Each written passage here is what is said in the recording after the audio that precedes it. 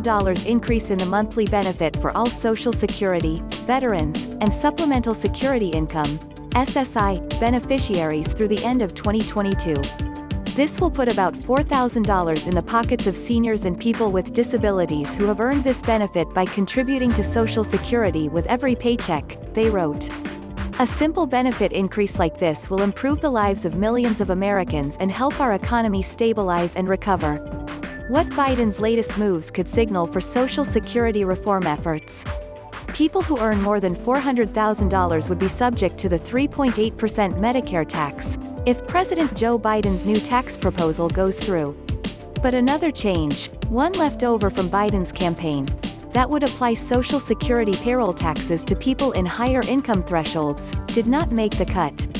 That's notable because the trust funds that support Social Security are running dry and may be tapped out in less than 20 years, according to some estimates. Biden's campaign called for applying Social Security payroll taxes to those making $400,000 and up. This year, wages up to $142,800 are subject to that tax, which is 6.2% of wages for both workers and employers. That would create a so-called donut hole, exempting those above the wage threshold, and then reapplied starting at $400,000.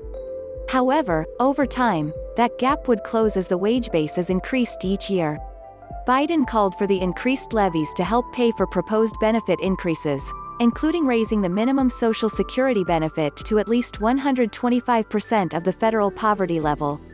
There are several reasons why higher Medicare levies would make it into Biden's tax package, while the Social Security wouldn't, according to Shia Kabas, Director of Economic Policy at the Bipartisan Policy Center. For one, Biden's tax package is likely to get taken up via budget reconciliation, and Social Security cannot be used in that process, per legislative rules. Even just proposing a payroll tax increase for Social Security would draw in naturally a larger debate about the solvency of the program, Akabas said.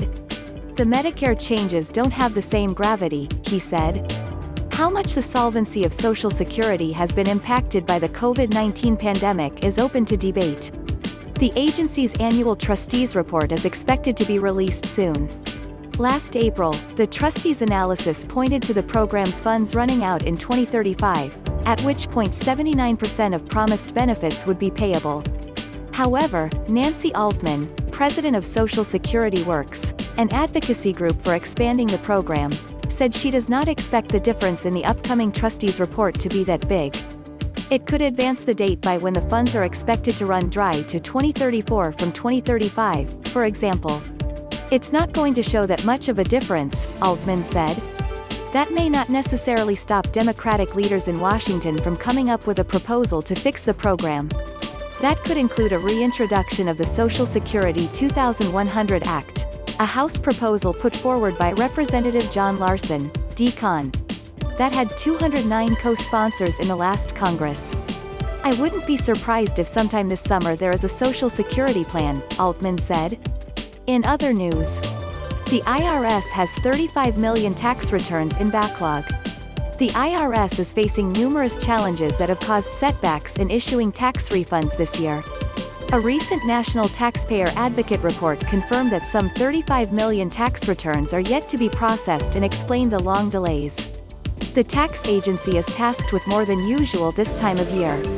Many 2020 tax returns are requiring adjustments or corrections, disbursing stimulus checks, calculating other tax credits and refunding overpayment on 2020 unemployment compensation. And then there's the unprecedented situation brought on by the pandemic.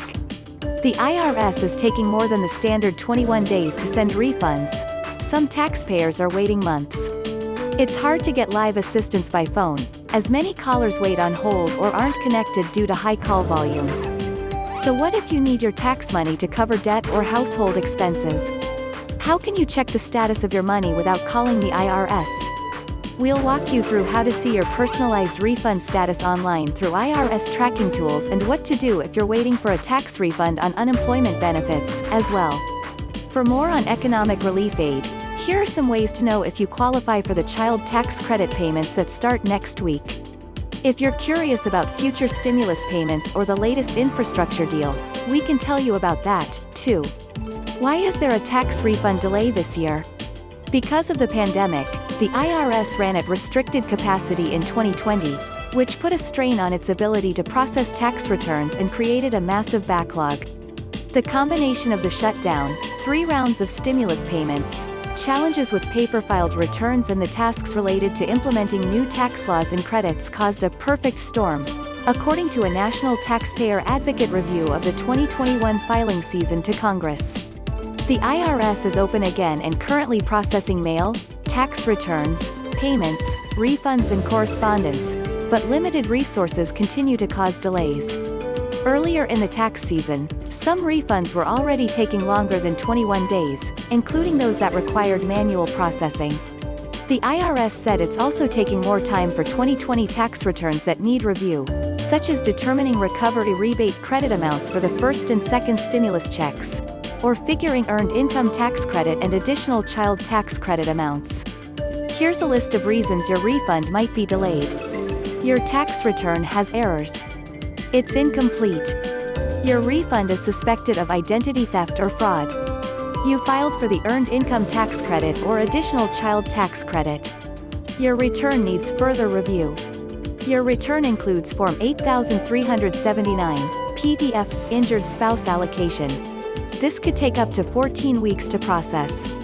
If the delay is due to a necessary tax correction made to a recovery rebate credit, earned income tax or additional child tax credit claimed on your return, the IRS will send you an explanation.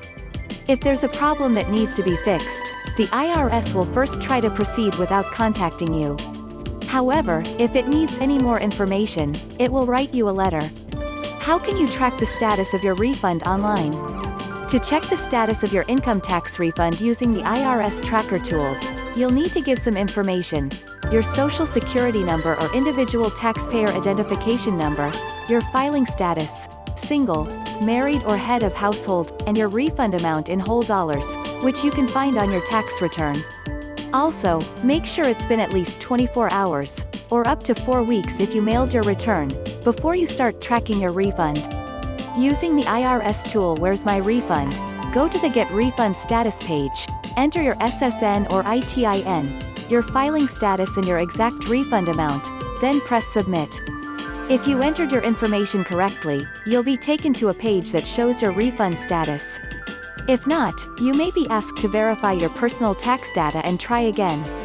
If all the information looks correct, you'll need to enter the date you filed your taxes, along with whether you filed electronically or on paper.